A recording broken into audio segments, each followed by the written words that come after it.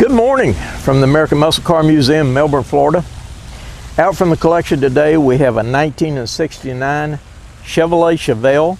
This is a Don Yenko car, one of his supercars.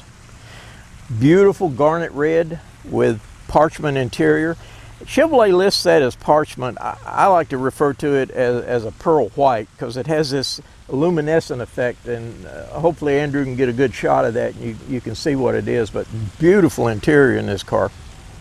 These cars just set different. They had the heavy suspensions in them. The ring gear and pinion in the 410 positive tractions were changed. They had the upgraded ring gear and pinions in them. This particular car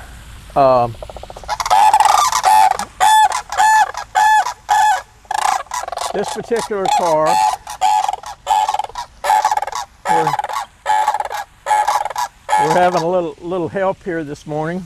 The resident Sandhill cranes and their two babies.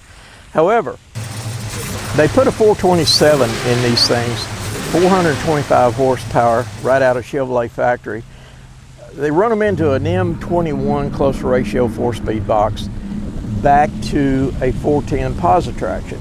And that's the way they all came. If you ordered Hydromatic or 4-speed, you got a 410 positive traction. That was just Chevrolets with the Copo cars. Along with that, the Copo cars had to have full coil radiators. They had to have the up front power disc brakes. They had to have the wide rally wheels. This is one of 99. Car has been a magazine feature car. It is a frame off restoration.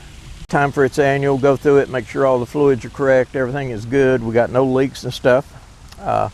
It is ready to go back in the museum, everybody can see.